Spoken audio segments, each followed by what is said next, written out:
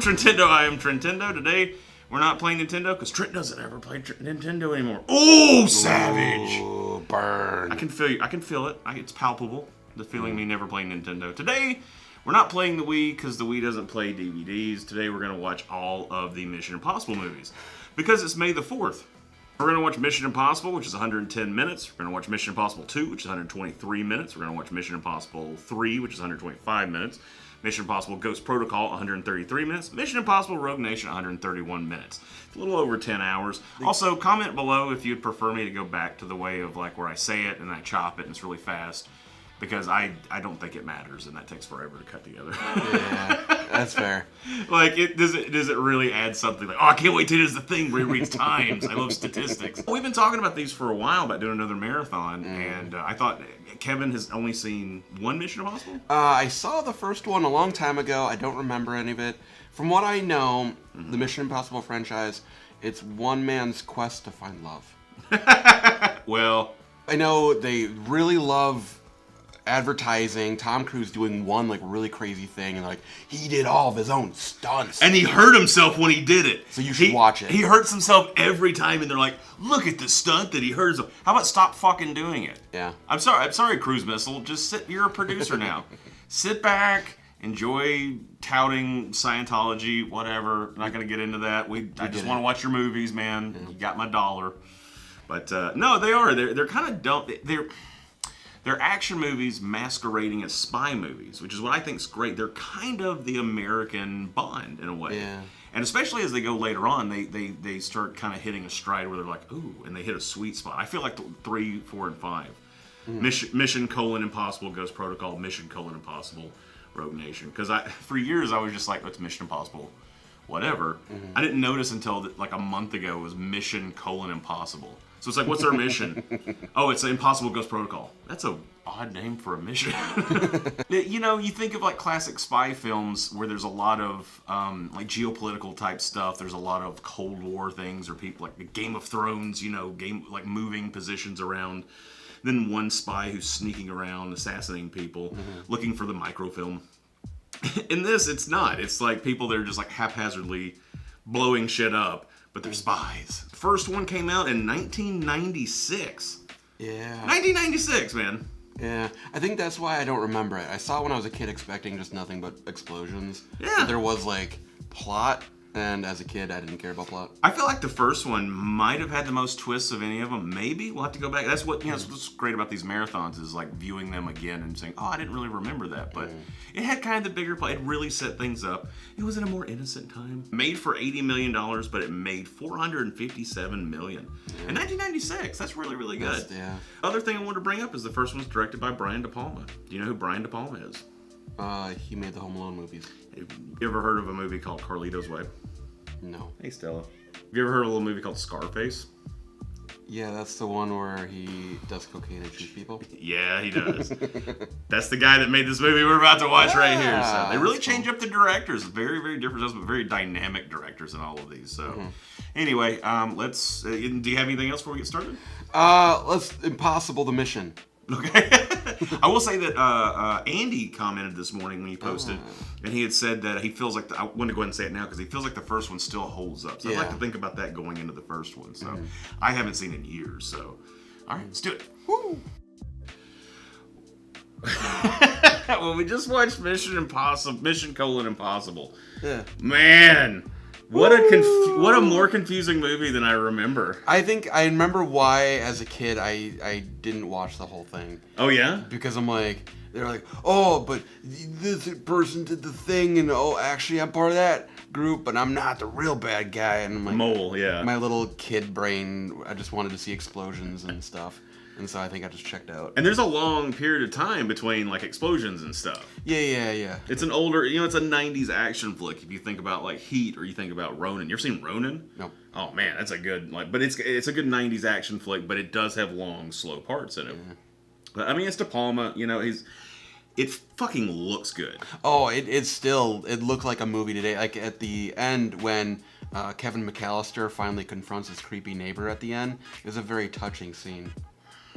No, at the end though, the train scene when they're on the, great. Holds up. It was like, wow, that still looks really good. It's film. It's old school film. It was shot on 35 mil. It's what they did back in the day. The DVD actually gives you an option of widescreen or full screen. Yeah. We went for widescreen and it played in 480. It was like half of the projector screen, but it looked cool, man. Like I think a lot of older movies do look good on that projector because that's kind of the way they were meant to be watched, not on like a new digital good way of watching stuff. So. But I was gonna check on the comments. Shane said the movie that invented the hang from a rope scene that every action movie copied for like 5 years. Definitely. Levi says it's the best Mission Impossible. Whoa. He said I got it for Nate, my roommate, for Christmas one year, I think, and we watched it on VHS many times. I had it on tape. I guess I should say before we get too far from it, talking about like the plot and everything. It's. I thought that I understood it as a kid. And Kevin was talking to me, he goes, so wait, John Voight's doing this because, I'm like, well, it's because of this. And I start explaining it without even really thinking about it. And as I'm explaining it, I realize I don't understand what's happening either. I understand about 85% of the plot. Yeah. Glenn says it was my favorite until 3 came out because Simon Pegg joined the cast. Yeah. Oh, really? Yeah. 3 is some, it is prestige filmmaking. I kind of remembered some scenes from the first movie. I know nothing, like absolutely I'm really excited nothing for you. of the rest of the 3, 4, and 5 are dope. Unfortunately, we're about to watch 2. Brandon, my homeboy, I liked how it was the first one, and it was good enough to make more. Yep, that weren't as good. Oh, shots fired. But then some that were. Oh, he's right. Okay, I see what he's saying. And anytime I chew gum and start to throw it away, I say green light, red light, and run away. It did make me want to have a slice of gum. A slice of gum. Jorge says best one. A lot of people really love the first one. Yeah. I mentioned earlier, Andy said that he thinks it still holds up. It does hold up. Yeah, it does, yeah. Alan says Brian De Palma's direction and an overqualified cast add a lot to a script that isn't as smart as it thinks it is. Yeah, that's fair. It's a slower, tenser movie than I had remembered, which makes the action scene pop more than they would in a more modern-paced movie. And yep, that's right. And yep, that red light, green light thing is the best. Oh, fucking A, man. Yeah, that was really cool. By the way, I do want to mention that. At the end of the movie, John Voight is sitting at the back of the train, just sitting there all quietly, and then what's-her-name comes up and says, yeah, we're totally gonna backstab Tom Cruise. How do you feel about that? And then it's Tom Cruise who pulls off the John Voight mask. And then 5 seconds later, John Voight actually walks out. Comes out from a closet. That's where it falls apart, like real hard. So John Voight was just sitting there in the closet, waiting for them to say the things that he already knows. Yeah, that was a little. Him and the girl know everything. Yeah. He didn't need her to reveal anything. There's no. Tom Cruise needed her to reveal, but he knew it as well. John Voight should have just opened the closet and shot him. Yes. Nick says Impossible Mission was the first computer game that had realistic voice simulation on the Commodore 64. Really? Whoa, it blew me away. I'm looking forward to watching your playthrough. I'm sure it will bring back great memories. No, so we're going into Mission Impossible 2. I'm not looking forward to it at all. I really did not like it back when it first came out, and I'm sure I've watched it at least once since then, and I'm not the only one that's like, it's terrible. Why is it terrible? I don't remember exactly. Okay. So it's a situation where, like, every few years I would go back and watch, like, Batman and Robin, thinking it can't be as bad as I remember it. And I'd watch it and be like, yeah, it's pretty bad. That was the way it was with Mission Impossible 2, and so I haven't seen it in a long... I've seen Mission Impossible 1 since seeing 2, like, just because I just wanted to watch it. And I've watched 3, 4, and 5, I don't know how many times. I really like those, but 2, I'm just like, I don't even own it. Yeah. So that goes to show you. And this one, the second one came out in the year 2000, 125 mil to make it, 546 is what it made. Directed by John Woo. Ooh, it's a John Woo It's film. a John Woo joint, that's right. How can it be bad? Like Face Off, yeah, Hard Boiled, like John Woo's the man. How could this fail? How could all of these things line up? So I'm gonna go ahead and put it out there what Chad told me, a buddy of ours. He said that the only way he can watch the second one is if he imagines that everything was like a dream, like a daydream of Tom Cruise's. Yeah. So I haven't watched it since hearing that, so I'm going to think about that going into it and see how that plays. So it's like him imagining the next mission. Yeah, like who he wants to be, like him trying to be as cool as he wants to be. And then I do this. Like that's how I picture Tom Cruise in my head. Man. All right, first one was good. Good way to start the marathon. If you got anything? Nope. Welcome back. We've just finished Mission Impossible 2, and boy, a lot of mixed emotions about this one. Everyone I talked to said it was going to be bad. Mm-hmm. But it's the first maybe quarter of it, not bad. Like there was a few small things in it, but it was all right. It starts adding up like really quickly. Like the gauge starts to slowly kind of go up.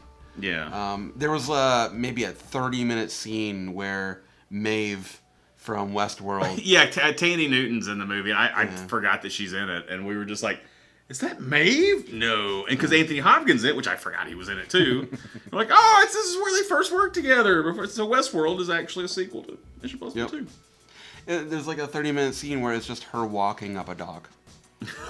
There's lots of shots where it like cuts to somebody looking at somebody, and then back to the person looking at them, then back to the other person, and back to them, and then back to them. It happens a lot. Well, in that same scene, Tom Cruise and his gang were trying to zoom in on them from a satellite, and there's intense music playing. Mm-hmm. There's no stakes. There's no nothing's tension, going on. But they're trying to make it exciting, and they're like the satellite zooming in. They're like, hurry up, we got to get it working for no reason. Zooms in.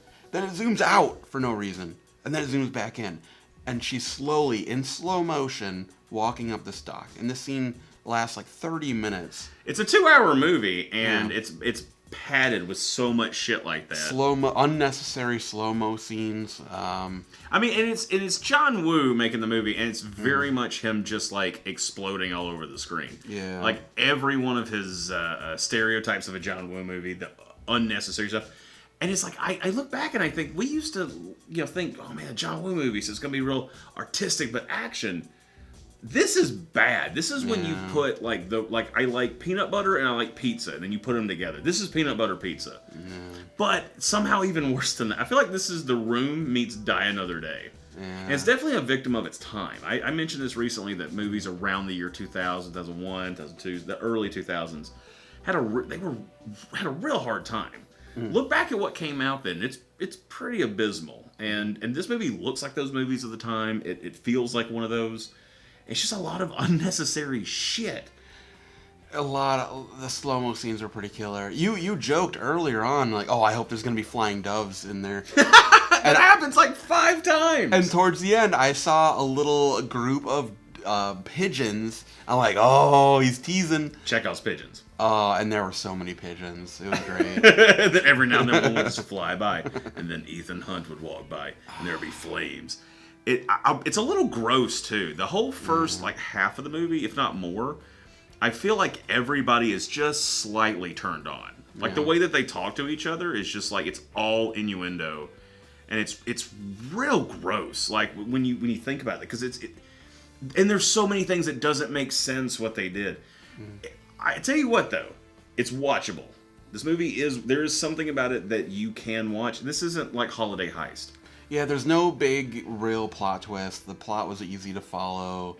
It was just a normal, very by-the-numbers, cliche action movie. By the numbers is a good way to put it, for sure.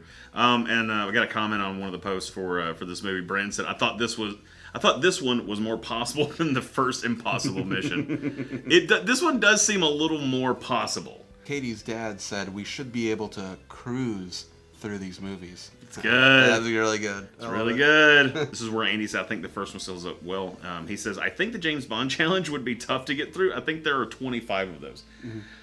It's 26 depending on what you consider canon or not. There's like one possible non-canon. But then you also have the old Jimmy Bond Casino Royale, and that's not canon. But yeah, there's been times where I'm like, could I watch all the Bond movies? No, I would die.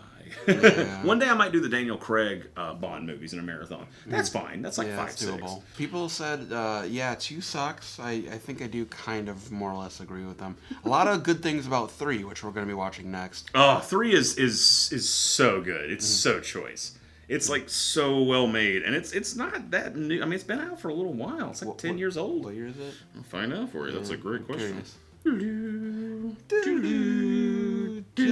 2006 is when it came out.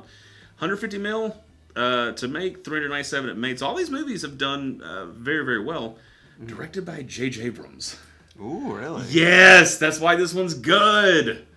Oh, and by the way, another thing, I realized in the second movie they tried to really half-assedly create a lot of the tension scenes in the first movie. So they have to drop in through an air vent with a giant rope in a certain amount of time. And the bad guy's like, I know Ethan. He's going to go in from the roof and he's going to do acrobatics as opposed to something else. And it's just like, all right, so now that you've told us what's going to happen, then we watch this belabored scene of him coasting in and it's terrible green screen.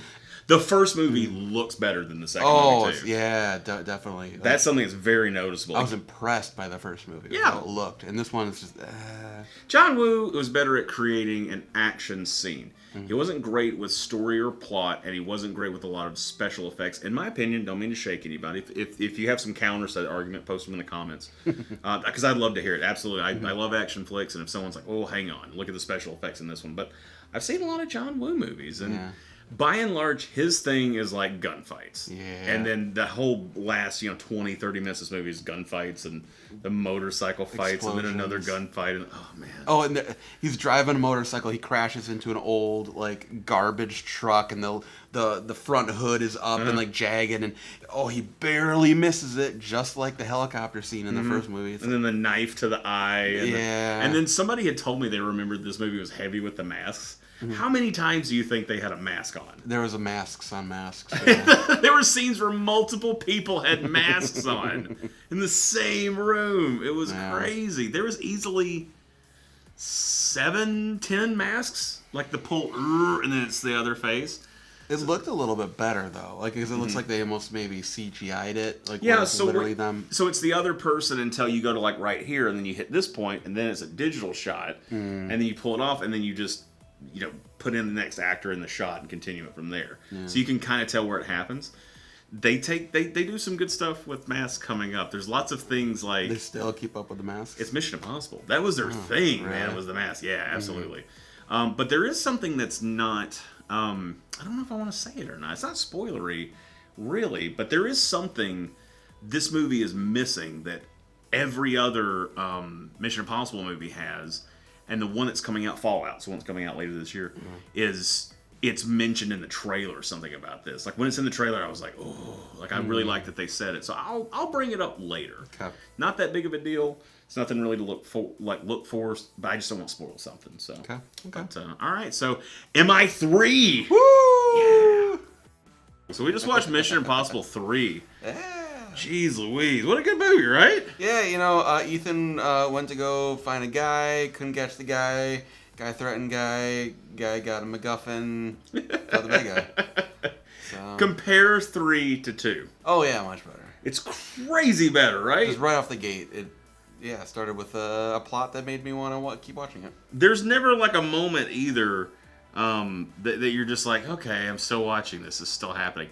They're also not having down cleavage shots of women. It's also not people staring at each other. People are always moving and doing stuff. It's not so blazingly trying to be Bond.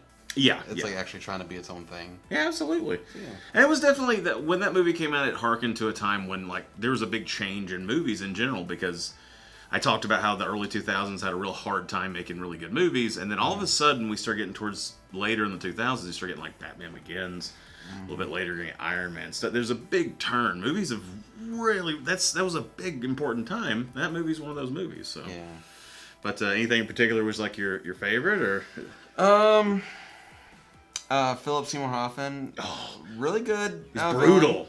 Yeah. Oh, he's like, I'm gonna hurt her. I'm gonna make her bleed. The thing is... And I'm gonna kill you right in front of her. He's so good at it. Well, it's weird because he basically was monotone the entire movie. Kinda, yeah. And yet he still nailed it somehow. I feel like if any other actor was monotone like he was, it would be a total flop. But for whatever reason, Philip, he does something different, and I don't know what it is, but yeah, he's good. That Philipness. Yeah, I like it too because he had to do the acting of pretending to be Tom Cruise in a Philip Seymour Hoffman mask. And so that means they had to do a lot of the overdubbing, but then when he's moving around in the catacombs and stuff, as Philip Seymour Hoffman, but Tom Cruise, he's moving around very light-footed. Yeah. Like a little tiny Tom Cruise that's in like a padded suit. I thought that was kind of good. And then the fight, he's just like a big-fisted punching him. It's like brutal. Super good. Everybody killed it in that. And they totally disregarded everything that happened in number 2. Like, yeah. Maeve is no longer... He's getting married right out the gate. Yeah. It's gone. All of that is wiped out. Yeah. First one I brought up was the comments on the Mission Impossible 2 post. Alan posted, I know why you want to hate me. I know why you want to hate me. I know why you want to hate me. Because hate is all the world has seen lately. Is that from it? Is that in the movie or is that a song? Am I missing the reference? Either way, thank you for posting that. And he said he really enjoyed the third. Yeah, third was really solid. Chad says, it's been years since I've seen this one, but I remember it being awesome. The whole bomb and the nose thing was brilliant. Yeah, it was sure. Oh, my, and that was the other thing, too, right at the beginning. The bomb went off in that one chick's brain. And it wasn't a big old, huge, crazy explosion. It was just a little pop. Her eye twitched. And one of her eyes was like, and that... It's messed up, isn't it? That was more gut-wrenching than as if there were going to be a bunch of blood. I'm like, that, yeah, they did good. We spent all these years talking about how amazing of a filmmaker John Woo was, and then, like, J.J. Abrams steps in and is just like, let me show you how to do it. Yeah. Hey, I know what you guys were going for. I don't need pigeons to make my... No. Awesome. Some lens flares, sure. But you didn't even notice them a bit. Because they're in there, because the rest of it's just good. It's just goodness. It was just Star Trek that it was bad with. They're in space though, where light is important. Whatever. He says, found it super effective as a tension-building device about the nose bomb in their attempts to survive it. Yeah, because you got to kill yourself to detonate the bomb. Spoiler. Yep. I still can see the look on their face after falling victim to it, as it was kind of jarring for me upon first viewing. Yeah. Absolutely. You guys are in total agreement. All right, so... Next one's Mission Impossible 4. Yeah, this is every time you've asked me, does it have like a subtext? I'm like waiting for. Yeah. But like every one of them technically does because it's Mission: Impossible. It's like, which one is this one? Impossible. What about this one? Impossible 2. We just watched Impossible 3. Now we're gonna watch Impossible Ghost Protocol. Okay, so this is the first one, Ghost Protocol. Okay. This is not Mission Impossible 4. This is Mission Impossible Ghost Protocol. Okay. It's important that you read it that way. This was in 2011, not that long ago, about 7 years ago. Yeah, now it's more recent. It's the now times. It's not the before times. Yeah. Let's see, 145 million it cost to make, made 694 million. So these movies are, they make a decent amount. They're not like crushing it like a Fast and Furious or a MCU movie, but they make good money. This is directed by Brad Bird. Now this is one that I didn't really know who he was, but he was an animator on Fox and the Hound. He wrote Batteries Not Included. Have you ever seen that old movie? No, I never heard of it. Man, it's a weird one. It's good. I like it. He directed Iron Giant, Incredibles, and Ratatouille. And then I guess they were like, hey, you want to try Mission Impossible Ghost Protocol? Same thing. Same thing, yeah. So, anything else before we hit it? All right, we just watched Mission Impossible Ghost Protocol. Woo! Ghost Protes. Mission Impossible 4. I'm starting to feel it now. Fourth movie, I'm like, man, I go for a nap. I've done nothing all day, but I'm like, man, I can really go for a good old 2-hour nap. It's getting kind of tough, and honestly, a little bored during that one. Really? Well, I guess coming right off of the third one. The third one's like non-stop. The third one was alright. It was good. Yeah. I don't want to say alright. It was good. You just better say it's perfect. But this one, it was like... I don't know if it's because I'm watching these back-to-back, I'm starting to see the formula of the government thinks he's a double agent. He has to do some sort of gimmicky thing, disprove himself, and then he wins at the end. And that's the thing that the second one didn't do. The second one, he was always in the IMF. First one... third one, fourth one, the IMF, for some reason, he had no backup from them. That's why those are the impossible missions. Yeah. That's why we don't see the other missions. The other ones are like, yeah, we did them. These are the impossible ones. Well, it's like, how many times is the government going to point at him and say, yeah, you're a double agent again? At least 2 more times. It's actually, there's a line in the that's what I was saving, is there's a line in the trailer for the new one, for Fallout, where he goes, it's Henry Cavill, Superman. Yeah. Superman's in it, and he's like, he's talking about Ethan Hunt. He's like, how many more times do you think that he's gonna take his country calling him a traitor? Like, how many more times do you think he's gonna put up with that? Oh yeah, that's what you're talking about. And so it's like a good point. It's like the movie figures out a way to also make fun of itself each time. They're just like, let's go ahead and talk shit about ourselves before somebody else does. even though they're going to anyways. It felt like it took the boring parts of Bond with the boring parts of Ocean's 11, and it was just kind of them breaking into a place to do things. But it had funny stuff, and this one was way funnier. Thanks to Simon Pegg being there. Yeah, that's true. He had some really, really good lines. Simon Pegg was a good choice for that. And it helped. I feel like that's the one thing is that some of the comedy in the third one is and some of it just doesn't land at all. It's got one or two good hits, but in this one, like I feel like almost every bit of comedy lands in this one, which is kind of nice in an action flick, and it moves along at a pretty good pace. I know you said you felt slow, but that's true. And like he said, mission accomplished, and then he hits the button, and they actually make fun of it later. Yeah, that's perfect. So good. That's true. You got any comments or anything? There's one on yours. It's not loading. I've got the one from your post where Ian joined in. Oh yeah, he said I actually didn't peg you for a Mission Impossible kind of guy. That's really good. Simon Pegg. It's really good. And you didn't, and his good timing on posting it because you didn't know he was going to be in it. Yeah. I do got to bring up a couple of things of note while we're watching it. The first one being we were watching Mission Impossible 3, and Kevin was like, "What, is he going to die in this one? Was Jeremy Renner going to come in and take over for him?" And I was like, because I didn't know if you knew or not. I did not know, and it was it 30 minutes later, there he was. Yeah, we're watching the fourth one. It's like, there's Renner. It's like, it was perfect. And then I think we've got to mention, did you get both of the calls in there, or did Nate get one of them? The call? No. So there was, what was it? The girl gets kicked out of the window. Oh, yeah. And they're in Dubai, and so I said, Dubai. And there was another one. I forgot the other one. I can't remember the other one. Yeah. That's all right. Well, moving on into the fifth one, last one for the day, Rogue Nation, Impossible Rogue Nation. So it's Impossible Rogue Nation. 2015, 150 million to make, 682 million it made. Directed by Christopher McQuarrie. So wrote, what is that one called? It's The Edge of Tomorrow. That movie with wrote the movie that also had Tom Cruise in it. Directed Jack Reacher, also had Tom Cruise in it. Cocktails? Was Valkyrie, did that have Tom Cruise in it? What's that? I think it did have Tom Cruise in it playing like a Nazi or something. Maybe I'm making that up. Directed that, but he also directed, or when he wrote Valkyrie, Edge of Tomorrow, directed Jack Reacher, directed Way of the Gun. I don't even know what that is. Oh, Way of the Gun's good. It's kind of a cult classic. Benicio del Toro, Ryan Felipe's in it. Juliette Lewis, really, really good movie. Super nuts balls, and that's who directed this one we're about to watch right now. Ooh. So, all right. Well, anything else for you? And we finished. Hey. We're done. Yay! That was Mission Impossible, Rogue Nation. Rogue Nation. Yeah. It's went a little bit longer than I thought it would, just because I did math. But I think we got a little bit of a late start. Yeah. So that's not too bad. It's about 10 hours. You know, a little extra to do the this. What do you think about it? What do you think about Rogue Nation? It's actually probably my favorite. Yeah, it's good, right? It's a pretty good one. The only criticism I have was the main villain. I wasn't into him. Mr. Weaselface. I was waiting for him to sell him like an iPod or a MacBook. Does he look like a person that works at an Apple store? He looks like someone who works at a... If you just pinch the image, it gets smaller. It's a new feature that we have. Pinch the image.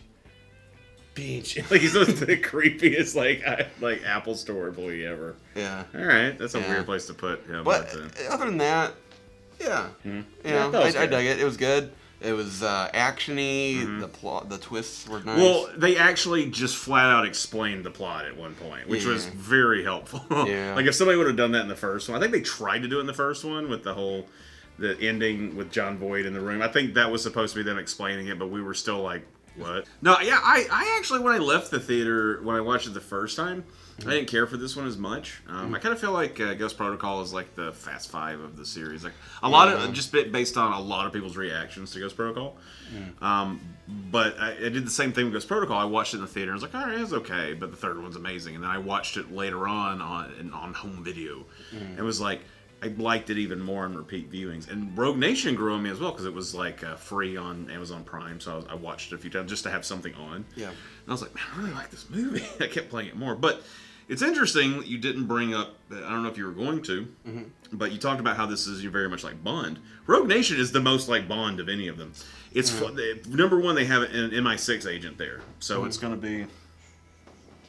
So so it has an agent that Bond is. They do show things actually in England. The idea of an ex-agent like doing something is basically the plot line of Skyfall. That's true.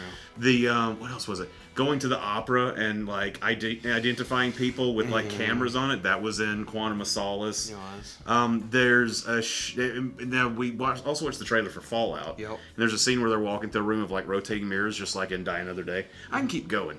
Yeah. So it's an American Bond movie, but I like Bond movies too. Yeah.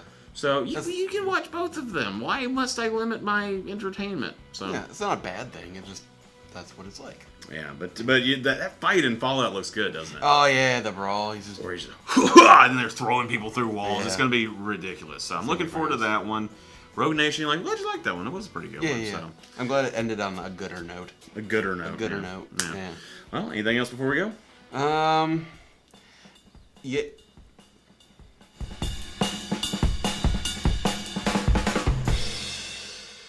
Clap twice. Dude, go like clap, clap. Ooh, that's a good one. Yeah. I've clapped a few times in my day. Are you a classically trained clapper? In high school, they called me the clap. Ooh, that's not what. That's a different.